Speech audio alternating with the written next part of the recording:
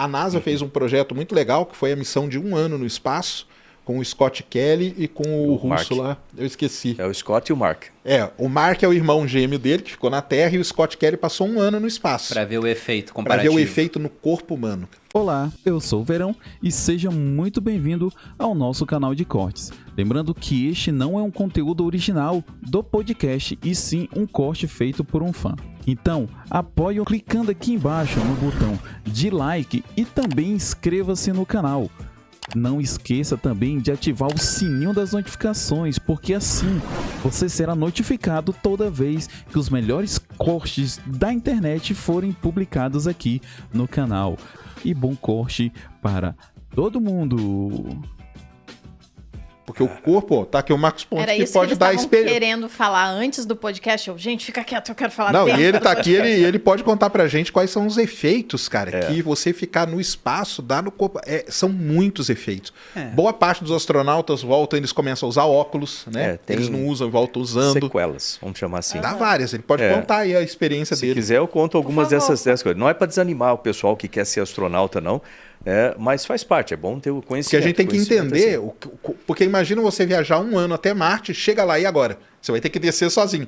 É o que eu brinco com a apresentação do Elon Musk, ele coloca o astronauta chegando lá, abrindo a porta, sozinho, Pleno. tranquilo. Eu falei, cara, não vai ser assim, né? Mas conta aí. Lembra o seguinte, no espaço, o espaço é um ambiente muito hostil para a nossa saúde.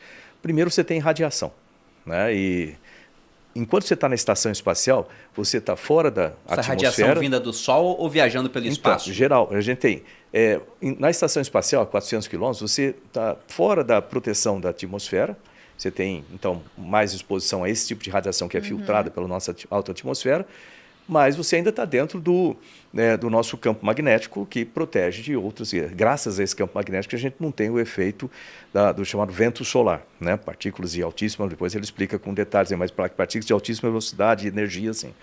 Agora, quando você sai de tudo isso e vai para outro planeta, você está exposto a isso. Então, você precisa de sistemas na espaçonave para proteger os astronautas desse extremo valor de radiação. Esse é um ponto primeiro.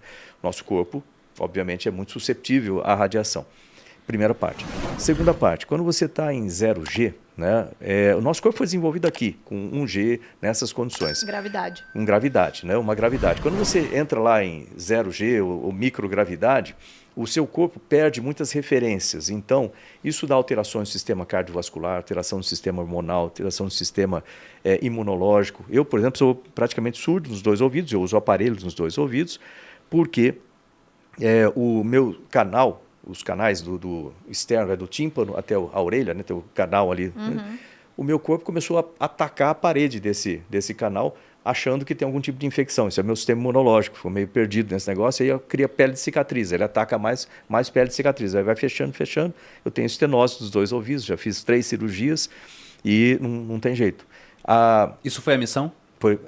Duas coisas. Eu tenho 2 fatores contribuintes, como a gente diz em investigação de acidente. Um deles é a missão, né, a parte do espaço que ataca o sistema imunológico.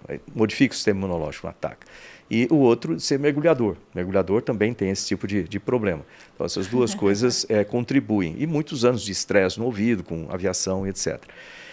Ou seja, é uma parte importante. Se você for pensar, outro ponto muito importante é perda, para esses voos de longa duração, é perda de densidade óssea.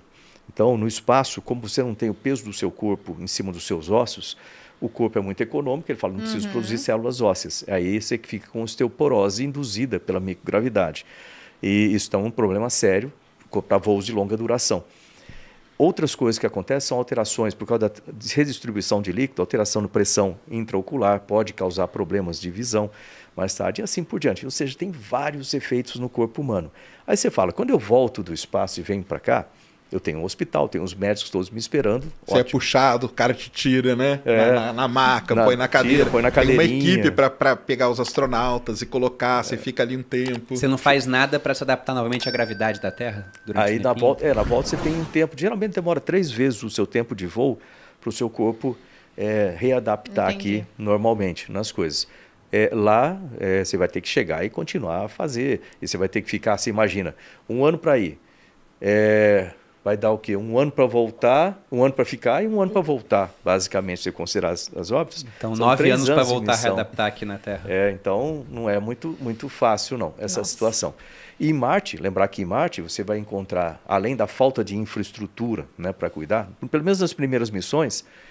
Aliás, uma coisa que o pessoal às vezes me pergunta assim, você iria para Marte nas primeiras missões? Apesar de tudo isso, eu iria. Né? Depois eu explico por Eu quê. achei que ele ia falar não. Eu Jurei iria. que ele ia falar não. Eu iria. Mesmo porque eu vou estar já com 70 e tantos anos naquela data. Lembrar que o John Glenn fez o segundo voo com 77 anos. 77, Né? o John Glenn foi Então, nesse. eu iria. Agora, lá em Marte, você também está sujeito, lembrar que a atmosfera é diferente daqui, tem todas essas questões de atmosfera, do ar, entre aspas, que existem lá. Você está exposto à radiação, tem a temperatura também altera bastante.